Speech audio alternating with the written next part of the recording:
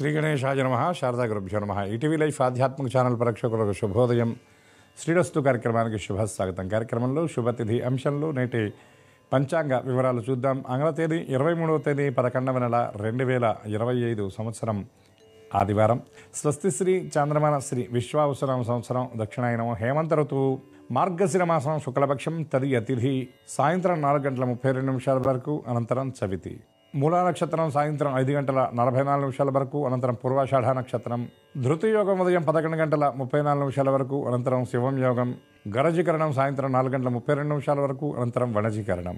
నేటి వర్జ్యం మధ్యాహ్నం 3:59 నుండి 5:44 వరకు, తిరిగి వర్జ్యం తెల్లవారుజాము 4:04 నుండి 5:48 వరకు. నేటి దుర్ముహూర్తం సాయంత్రం 4:08 నుండి 4:53 వరకు. అమృత ఘడియలు ఉదయం 10:45 నుండి మధ్యాహ్నం 12:30 వరకు. నేటి రాహుకాలం సాయంత్రం 4:30 నుండి 6 వరకు. యమగంట మధ్యాహ్నం 12 నుండి 1:30 వరకు. ఇక ఈనాడు తిథివార నక్షత్రాన్ని అనుసరించి చేయదగిన దేవతోపాసన గురించి విచారించినట్లయితే, ఈనాడు మూలా నక్షత్రం అమ్మవారికి సంబంధించినటువంటి అమ్మవారి జన్మ నక్షత్రంగా కూడా మనకు సంప్రదాయంలో చెప్పబడుతుంది. ముఖ్యంగా సరస్వతి అమ్మవారి ఆరాధన మూలా నక్షత్రంలో చేయటం చాలా విశేషం. ఎందుకంటే సకల విద్యాప్రదాయిని బుద్ధిప్రదాయిని శారద సరస్వతి అమ్మవారిని తెల్లని పుష్పాలతో అర్చించి ఆవు పాలతో తయారు చేసినటువంటి పాయసాన్ని నివేదించడం వల్ల సరస్వతి కటాక్షం లభిస్తుంది. సరస్వతి కటాక్షం అంటే కేవలం విద్యా సర్టిఫికెట్లు, పరీక్షల్లో ఉత్తీర్ణత ఇది మాత్రమే కాదు, మంచి ఆలోచన విధానం, మంచి వాక్కు కూడా సరస్వతి కటాక్షమే. ఎందుకంటే ప్రియంగా ఎదుటి వాళ్లకు నచ్చేలాగా మాట్లాడాలి అంటే సరస్వతి అనుగ్రహం మనకి పరిపూర్ణంగా ఉండాలి. ఇది సరస్వతి కటాక్షం ఉంటేనే వస్తుంది తప్ప సాధన చేస్తే రాదు. ఎందుకంటే ప్రయత్నం చేస్తే వచ్చేవి కొన్ని, ప్రయత్నం చేసినా రానివి కొన్ని ఉన్నాయి. అవి ఏమిటంటే శాస్త్రం చెప్తుంది మనకి సుభాషితం: దాతృత్వం, ప్రియవక్తృత్వం, ధీరత్వం, ఉచితజ్ఞత, అభ్యాసేన లభ్యంతే చత్వార సహజా గుణాః. దాతృత్వం, ఒకటికి దానం చేయాలి అనేటటువంటి ఈ గుణం ఏదైతే ఉన్నదో ఇది సాధన చేస్తే వచ్చేది కాదు, జన్మాంతరాల నుండి ఉన్నటువంటి సంస్కారం వల్ల వస్తుంది. ఎందుకంటే ఆ గుణం లేకపోతే, ఆ సంస్కారం లేకపోతే దానం చేయాలని అనిపించదు, దాచుకోవాలి అనిపిస్తుంది. ఎందుకంటే దానం వల్ల మనకు ఉన్నటువంటి ధనము, మన సంపద సంస్కరింపబడుతుంది అని శాస్త్రవచనం. దానం చేయకుండా మనం దాచి ఏమవుతుందంటే దాన ధర్మము లేక దాచి తుదకు దొంగలకిత్తురో దొరలకవునో అంటాడు నృసింహశతక కర్త. కాబట్టి ఈ విధంగా దానం చేయటం అనేది కూడా దైవానుగ్రహంతో ఉన్నది. అయితే దానం చేయకపోవడం వల్ల ఏమవుతుందండి అంటే, అదాన దోషేన భవే దరిద్ర, దరిద్ర దోషేన కరోతి పాపం, పాపాదవశ్య నరకం ప్రయాతి, పునర్దరిద్రం పునరేవ పాపి. దానం చేయకపోవటం వల్ల వచ్చే జన్మలో దరిద్రుడు అవుతాడు, తద్వారా పాపకర్మలను చేస్తాడు. ఈ దారిద్ర్యము, పాపము ఈ విధంగా చక్ర భ్రమణంలాగా తిరుగుతూ ఉంటాయని పెద్దలు చెప్పారు. ఇక ప్రియవక్తృత్వం, దాతృత్వంతో పాటు రెండవది ఏమిటంటే చక్కగా మాట్లాడగలగడం. కొంతమంది మాట్లాడుతూ ఉంటే ఈ మహానుభావుడు ఎప్పుడు ఆపుతాడా అనిపిస్తూ ఉంటుంది. కొంతమంది మాట్లాడుతూ ఉంటే చాలా శ్రావ్యంగా ఉంటుంది, ఇంకా ఎంత మాట్లాడినా వినాలనిపిస్తుంది. వాళ్ళు మాట్లాడే దాంట్లో కంటెంట్ ఏం లేకపోయినా సరే మనం అక్కడి నుండి చెవి కదిలించలేనటువంటి స్థితి కూడా ఉంటుంది. ఆ ప్రియవక్తృత్వం అంటే ఇష్టంగా మాట్లాడటం అని కాదు, మనకి మేలు చేసేటటువంటి మాటలని కూడా ఇష్టంతో పాటు వాళ్ళ కష్టాన్ని తొలగించేటటువంటి మాటలు, అంటే ఇన్ఫర్మేటివ్గా ఉండాలి మన మాటలు అనేది కూడా మనం ఇక్కడ గ్రహించాలి. ఇది కూడా సాధన వల్ల వచ్చేది కాదు, దైవానుగ్రహం ఉండాలి. ఇక ధీరత్వం అంటే ఎటువంటి పరిస్థితి ఉన్నా చెలించకుండా ఉండడం ఏదైతే ఉన్నదో దాని ధీరత్వం ఉంటారు. నాలుగవది ఉచితజ్ఞత, అంటే ఎక్కడ ఎలా ప్రవర్తించాలి అని ఉచితానుచిత నియమాలు తెలుసుకొని ప్రవర్తించడం ఏదైతే ఉందో దీన్ని ఉచితజ్ఞత అంటారు. ఈ 4 సాధన చేస్తే రావు, సంస్కారం వల్ల వస్తాయి. సరస్వతి అనుగ్రహం వల్ల మంచి వాక్కు వస్తుంది అని మనం చెప్పుకున్నాం. మూలా నక్షత్రం నాడు సరస్వతి స్తోత్ర పారాయణ, సరస్వతి దర్శనం, సరస్వతి అమ్మవారిని ధ్యానించడం వల్ల సమస్త శుభాలు మనకు సిద్ధిస్తాయి. అమ్మవారి ఆరాధనలో మనకి తెల్లని పుష్పాలు, తెల్లని వస్తువులు, అమ్మవారికి ఎక్కడ ఎప్పుడు అలంకరించినా తెల్లని వస్త్రాన్ని అలంకరిస్తారు. దీనికి కారణం ఏమిటంటే ఈ తెల్లదనం అనేది స్వచ్ఛతకు, నిర్మలతకు, జ్ఞానానికి సంకేతం. అజ్ఞానాన్ని చీకటితో, నలుపుతో పోలుస్తారు. కాబట్టి తెల్లదనం ఉంటే ఆ నల్లదనం, అజ్ఞానం, చీకటి ఉండవని ఇందులో ఉన్నటువంటి అంతరార్థం. అందరికీ శారదానుగ్రహం పరిపూర్ణంగా లభించాలని ఆశిస్తూ స్వస్తి.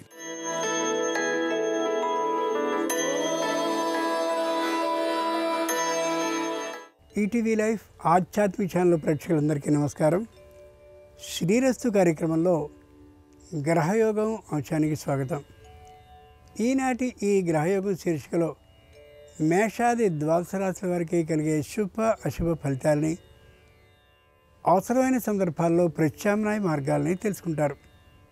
అంతేకాక ఏ రాశి వారికి ఏ దైవ దర్శనం అనుకూలమో, ఏ రాశి వారికి ఏ దిక్ప్రయాణం లాభకరమో, ఏ రాశి వారు ఏ రంగు దుస్తుల్ని ధరించినట్టయితే సర్వకార్య నిర్విఘ్న పరిసమాప్తి అవుతుందో, ఏ రాశి వారికి ఈ సంఖ్య అదృష్ట సంఖ్యగా నేటికి పరిణమించబోతోందో ఆ విశేషాలన్నింటినీ క్రమంగా తెలుసుకుంటారు. అంతేకాక గోవులో సకల దేవతలు ఉంటాయని సర్వపురాణాలు తెలియజేశాయి. అందుకనే హైందవ సంప్రదాయంలో గోపూజకి విశేషమైనటువంటి ప్రాముఖ్యం ఉంది. అటువంటి గోవుని సకల దేవతా స్వరూపిణిగా భావించడంలో ఉండే ఆంతర్యం ఏమిటో ఇప్పుడు శ్రీకరం శీర్షికలో మనం తెలుసుకుందాం.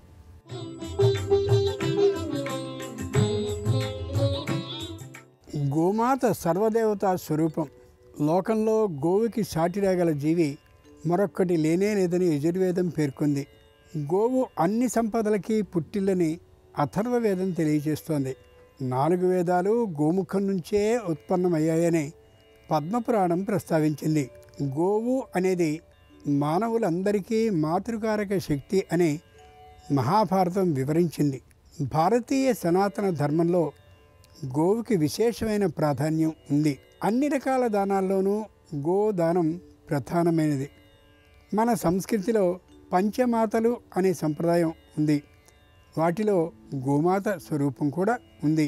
మాత, గోమాత, భూమాత, వేదమాత, దేశమాత, ఈ 5 మాతృశక్తుల్ని పంచమాతలుగా వ్యవహరిస్తారు. గో అంటే వేదం, ఉపనిషత్తులు. గోపాలుడు అంటే వేదాల్ని, ఉపనిషత్తుల్ని సర్వదా రక్షించే దివ్యమూర్తి. ఆయనే శ్రీకృష్ణుడు. గోపాలక సేవ వల్ల మానవుడికి దివ్యజ్ఞానం సిద్ధిస్తుందని చాందోగ్య ఉపనిషత్ ప్రస్తావించింది.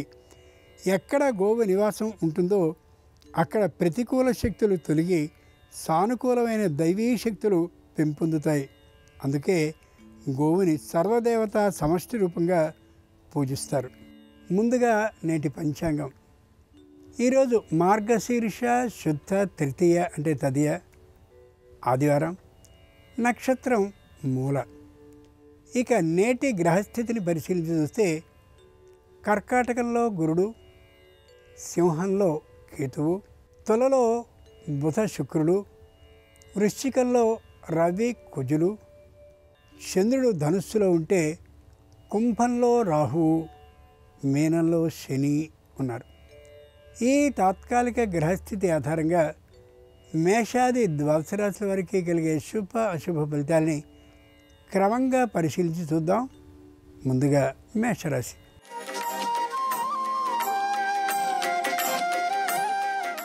ఈరోజు మేషరాశి వారి ఫలితాలని పరిశీలించి చూస్తే మానసికంగా ప్రశాంతంగా ఉండగలుగుతారు. చేతి నిండుగా ధన లాభాన్ని పొంది ఉంటారు. కుటుంబ సభ్యులతో, బంధువులతో చక్కని వినోద విహార కార్యక్రమాన్ని చేపట్టగలుగుతారు. కుటుంబంలో సత్యనారాయణ వ్రతం మొదలైనటువంటి ఆధ్యాత్మికమైనటువంటి కార్యక్రమాలతో సందడిగా ఉంటారు. బంధుమిత్రులతో కుటుంబం అంతా ఆనందమయంగా ఉంటుంది. నూతనమైనటువంటి భూ లాభం కోసం ప్రయత్నాన్ని చేస్తారు, కానీ ఆర్థికమైనటువంటి స్తోమత అంతగా లేనటువంటి కారణంగా ఆ ఆలోచనని తాత్కాలికంగా వాయిదా వేసుకుంటారు.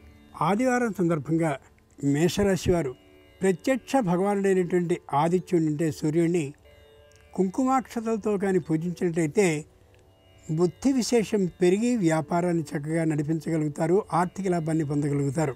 ఉత్తర దిక్ ప్రయాణం అనుకోవడం. కలిసి వచ్చే రంగు నీలం. అదృష్ట సంఖ్య 1.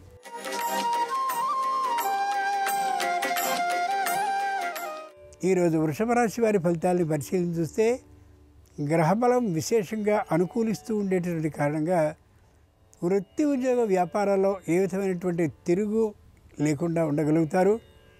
దూరభార ప్రయాణాలని ఖచ్చితంగా మానివేస్తారు. శారీరకమైనటువంటి అలసట పెరిగే కారణంగా పై అధికారులతో వాద విరోధాలు వాద విభేదాలు ఏమాత్రము ఉండవు. క్రింది ఉండేటటువంటి ఉద్యోగులతో అనుకూలమైనటువంటి అభిప్రాయంతోనే ఉంటారు. మంచి కీర్తి ప్రతిష్టల్ని సంపాదించుకోగలుగుతారు కూడా. నూతన వ్యాపార సంస్థకి సంబంధించిన సర్వ వ్యవహారాలకి అధికారిగా వీరిని ప్రకటించే అవకాశం ఉండొచ్చు.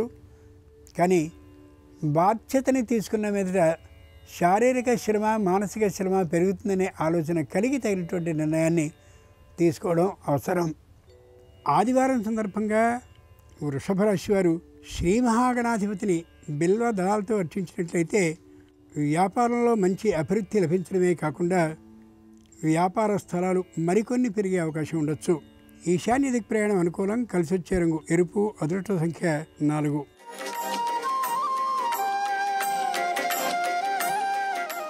ఈరోజు మిథున రాశి వారి ఫలితాలని పరిశీలించి చూస్తే ప్రతి విషయంలోనూ తగిన జాగ్రత్తకి మించినటువంటి జాగ్రత్తను తీసుకుంటూ ఉంటారు.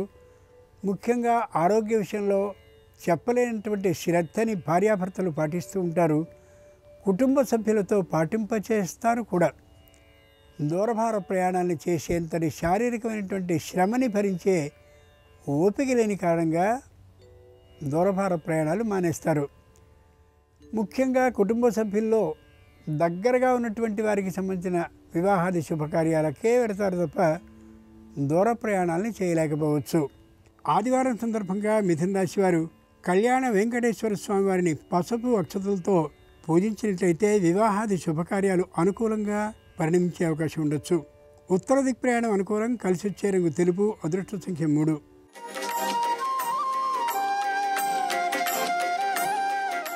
ఈరోజు కర్కాటక రాశి వారి ఫలితాలను పరిశీలన చూస్తే కుటుంబంలో ఒకరుగా ఉన్నప్పటికీ కూడా కుటుంబ విషయంలో పెద్దగా పట్టించుకునే తనం ఉండకపోవచ్చు. ఉన్నది ఉన్నట్లుగా మాట్లాడుతూ ఉండేటువంటి సందర్భంగా కుటుంబ సభ్యులతో కొద్ది దూరపతనం కలిగే అవకాశం ఉండొచ్చు. ఆర్థికమైనటువంటి రుణాన్ని తీసుకుని నూతన వ్యాపారాన్ని ప్రారంభించాలనే ఆలోచన కుటుంబ సభ్యులందరూ చెప్పినప్పటికీ కూడా ఏమాత్రపు ముందడుగుని వేయరు. ఉన్నదాంతో సంతృప్తి చెందాలనేటటువంటి సంపూర్ణమైన అభిప్రాయం కలుగుతుంది. ఆదివారం సందర్భంగా కర్కాటక రాశి వారు శ్రీరామచంద్రమూర్తి వారిని ఎర్రమందారాలతో అర్చించినట్లయితే నూతన పదవి లాభం కలిగే అవకాశం ఉండొచ్చు. పశ్చిమ దిక్ ప్రయాణం అనుకూలం. కలిసి వచ్చే రంగు నీలం. అదృష్ట సంఖ్య 7.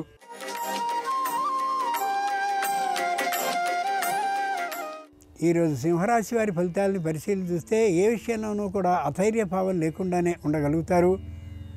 శారీరకమైనటువంటి అనారోగ్యం మాత్రం పెరుగుతూ ఉంటుందనే యథార్థాన్ని తెలిసి కూడా నిర్లక్ష్యాన్ని పాటిస్తారు. కుటుంబంలో అన్యోన్యతాభావానికి ప్రాధాన్యాన్ని ఇస్తారు. సంతానం ఆర్థికమైనటువంటి విషయంలో కొద్దిగా వ్యతిరేకాన్ని చూపించినప్పటికీ కూడా వారిని చక్కదిద్ది వారిని సరిదిద్ది మొత్తానికి కుటుంబ ఐకమత్యం కోసం పాటుపడుతూ ఉంటారు. ఆర్థికమైనటువంటి రుణాన్ని చేయడానికి చాలా భయంతో ఉంటారు. పూర్వం అమ్మినటువంటి ఆస్తుల్ని సొంతం చేసుకోవాలని ప్రయత్నాలు చేస్తారు, కానీ ఫలించే అవకాశాలు చాలా తక్కువ. ఆదివారం సందర్భంగా సింహరాశి వారు శ్రీ మహావిష్ణువుని చామంతులతో పూజించినట్లయితే ఉద్యోగంలో భద్రత సిద్ధించే అవకాశం కలుగుతుంది. నిరుతి దిక్ ప్రయాణం అనుకూలం. కలిసి వచ్చే రంగు నలుపు. అదృష్ట సంఖ్య 6.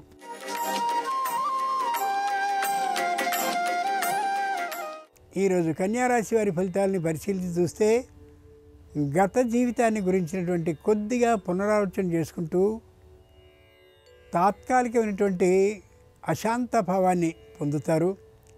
సంతానంతో అన్యోన్య భావం పెంచుకోవడం కోసమని మరింత శ్రద్ధని పాటిస్తారు. భార్యాభర్తల మధ్య సంపూర్ణమైనటువంటి సహకార బంధం ఉంటుంది. ఆర్థికమైనటువంటి రుణాన్ని చేయడానికి పూర్తిగా విరోధిస్తారు. పెద్ద రంగాల్లో ఉన్నటువంటి వారి అత్యున్నత వర్గాలతో చక్కని స్నేహాలని పెంపొందించుకుంటారు. వారితో స్నేహాలని పెంపొందించుకోవడం కోసం తీవ్రమైనటువంటి ప్రయత్నాలని చేస్తూ ఉంటారు కూడా. ఆదివారం సందర్భంగా కన్యారాశి వారు శ్రీ వేణుగోపాల స్వామి వారిని పూజించి తులసిమాలని ఆయనకు సమర్పించినట్టయితే వెన్న నైవేద్యంగా సమర్పిస్తే తప్పక నూతన పదవీ లాభం కలుగుతుంది. ఈశాన్య దిక్ ప్రయాణం అనుకూలం. కలిసి వచ్చే రంగు ఎరుపు. అదృష్ట సంఖ్య 4.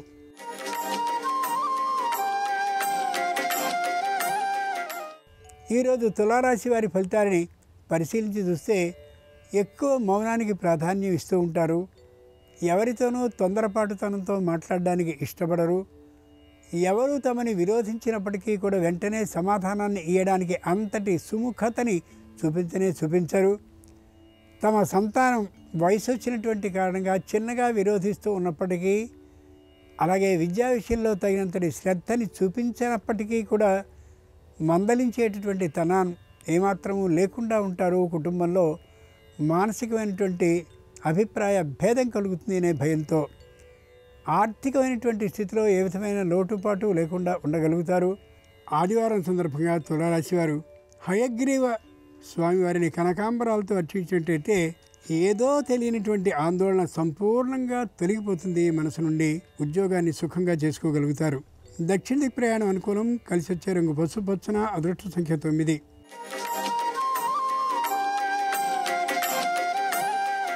ఈరోజు వృశ్చిక రాశి వారి ఫలితాలను పరిశీలించి చూస్తే మానసికమైనటువంటి భయం విశేషంగా పెరిగి కనిపిస్తారు. పూర్వ జీవితానికి సంబంధించిన ఇబ్బందులు ఏవైతే ఉన్నాయో అవి పునరావృతం కాకుండా ఉండేందుకు తగినటువంటి ప్రయత్నాలు చేసుకుంటూ ఉంటారు. నూతనంగా గృహాన్ని, నూతనంగా వివాహాన్ని చేసుకున్నటువంటి కారణంగా ఉత్సాహంగా ఉండగలుగుతారు. ముఖ్యంగా నూతనమైనటువంటి స్థలాల్ని దర్శించడానికి, విశేషంగా అనేకమైనటువంటి ప్రదేశాలని దర్శించడానికి ప్రాముఖ్యాన్ని ఇస్తారు. అయితే వాతావరణ అననుకూలత దృష్ట్యా శారీరకమైనటువంటి అనారోగ్యానికి గురయ్యే అవకాశం గోచరిస్తుంది. శుభకార్యం తొందరలో గృహంలో చోటు చేసుకునే అవకాశం ఉంది కాబట్టి ఆర్థిక సమీకరణ కోసం ప్రయత్నాన్ని చేస్తూ ఉంటారు. ఆదివారం సందర్భంగా వృశ్చిక రాశి వారు ప్రత్యక్ష భగవానుడైనటువంటి సూర్యుడిని పూజించినట్లయితే సంపూర్ణ ఆరోగ్య లాభం కలుగుతుంది. ఈశాన్య దిక్ ప్రయాణం అనుకూలం. కలిసి వచ్చే రంగు ఎరుపు. అదృష్ట సంఖ్య 2.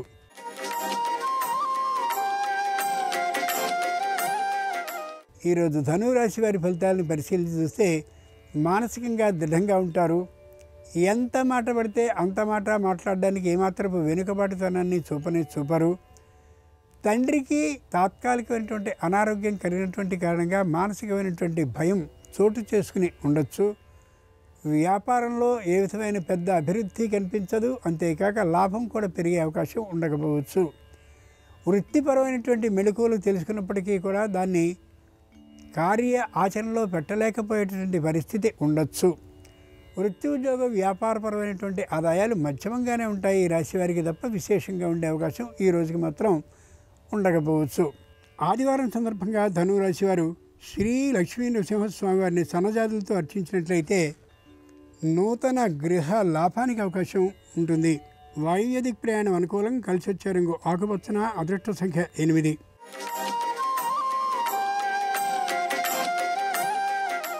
ఈరోజు మకర రాశి వారి ఫలితాలని పరిశీలించి చూస్తే వ్యాపారం బాగా అభివృద్ధి చెందేందుకు తగినటువంటి అనేకమైన పరిష్కార మార్గాలను ఎంచుకుంటారు. ఆ దిశగా ప్రయాణాన్ని చేస్తూ వ్యాపార అభివృద్ధి కోసం శ్రమని మరింతగా పెంచుకుంటారు. మానసికమైనటువంటి ప్రశాంతత తక్కువగా ఉండొచ్చు. దానికి కారణం సంతానానికి సంబంధించినటువంటి విద్యా అభివృద్ధి ఏమాత్రము పెరగకుండా ఉండడమే. శారీరకమైనటువంటి అనారోగ్యం దంపతులు ఇద్దరికీ కూడా కలిగే అవకాశం గోచరిస్తుంది.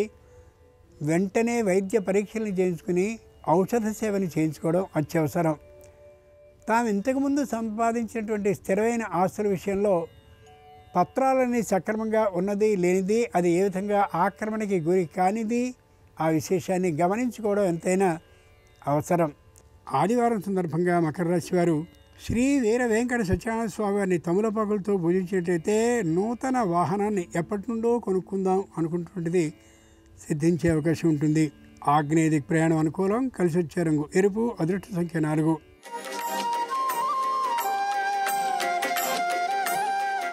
ఈరోజు కుంభరాశి వారి ఫలితాలని పరిశీలించి చూస్తే మానసికమైనటువంటి దార్ఢ్యం అంటే దృఢత్వంతో ఉంటారు. కుటుంబంలో ఉండేవారందరూ ఏకవాక్యతని పాటిస్తూ ఉంటారు. మధ్యవర్తిత్వానికి ఎవరి విషయంలోనూ వీరి ఇష్టాన్ని చూపించరు. మొగమాటాన్ని పూర్తిగా దూరం చేసుకుని కార్యక్రమాన్ని నడిపిస్తూ ఉంటారు. దూరభార ప్రయాణాలు చేసైనా సరే ఆర్థికమైనటువంటి లాభాన్ని పొందాలి అనేటువంటి దృక్పథంతో ఉంటారు. ఎవరితోనూ విరోధించరు. పొదుపుతనాన్ని మాత్రం విశేషంగా పాటిస్తూ ఉంటారు. వృత్తి ఉద్యోగ వ్యాపారపరమైన ఆదాయాలు మధ్యమంగానే ఉంటాయి ఈ రాశి వారికి ఈ రోజున. ఆదివారం సందర్భంగా కుంభరాశి వారు శ్రీ మహావిష్ణువుని ముద్దమందారాలతో అర్చించినట్లయితే పోటీ పరీక్షల్లో విజయమే కాకుండా క్రీడలు, చిత్రలేఖనం అన్నింటిలో కూడా ఉత్తమ బహుమతుల్ని పొందే అవకాశం ఉంటుంది. తూర్పు దిక్కు ప్రయాణం అనుకూలం. కలిసి వచ్చే రంగు తెలుపు. అదృష్ట సంఖ్య 2.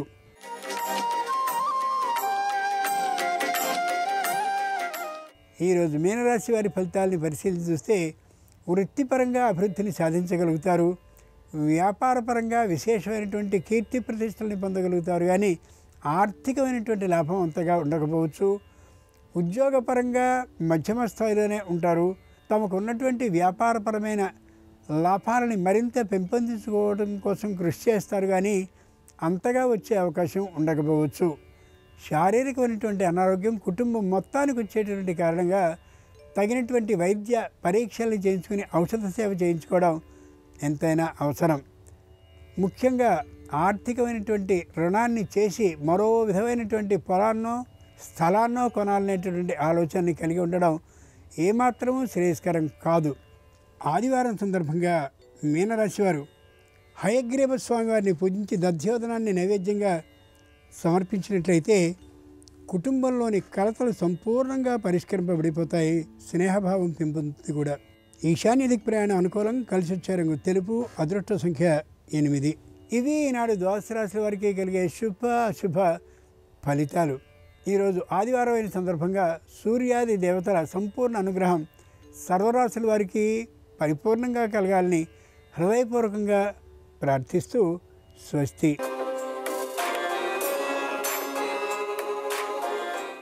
నమస్కారం.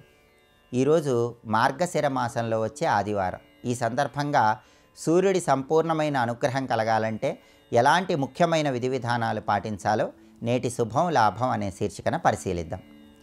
మార్గశిర మాసంలో వచ్చే ఆదివారం సూర్యుడికి ఎంతో ప్రీతిపాత్రమైన రోజు.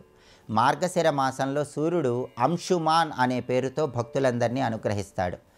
మార్గశిర మాసంలో వచ్చే ఆదివారం సూర్యుడిని ప్రత్యేకంగా పూజిస్తే ప్రత్యేకమైన ప్రయోజనాలు చేకూరుతాయి. సూర్యారాధన ఎలా చేయాలంటే ముందుగా అందరూ కూడా మీ గృహంలో పూజా మందిరంలో పూజాపీఠం మీద బియ్యపిండితో ముగ్గు వేసి 2 తమలపాకులు ఏర్పాటు చేసి ఆ తమలపాకుల మీద తడి గంధంతో గుండ్రంగా ఒక రూపు గీయాలి. ఆ రూపును సూర్యనారాయణమూర్తి స్వరూపంగా భావించుకుంటూ ఆ రూపుకి అక్షింతలతో ఎర్రటి పుష్పాలతో పూజ చేస్తూ ఓం సూర్యనారాయణ పరబ్రహ్మణే నమః అనే మంత్రాన్ని వీలైనన్ని సార్లు పఠించాలి. అయితే ఇలా పూజ చేయటానికి ముందు ప్రత్యేకంగా ఆచమనం చేసి పూజను ప్రారంభించాలి. మార్గశిర ఆదివారం సూర్యుడిని పూజించే వాళ్ళు ఎవరైనా సరే ఆచమన పాత్రలో ఉన్న జలంలో జాజికాయ, లవంగాలు వీటిని కలిపి ఆ నీటితో ఆచమనం చేసి సూర్య పూజ ప్రారంభించాలి. అలా చేస్తే సూర్యుడి సంపూర్ణమైన అనుగ్రహం కలుగుతుంది. అలాగే సూర్యుడి అనుగ్రహం కోసం ఆవు నెయ్యితో కానీ నువ్వుల నూనెతో కానీ విప్ప నూనెతో కానీ దీపాన్ని వెలిగించాలి. విప్ప నూనెతో దీపారాధన చేయటం ద్వారా దారిద్ర్య బాధల నుంచి కూడా సులభంగా బయటపడవచ్చు.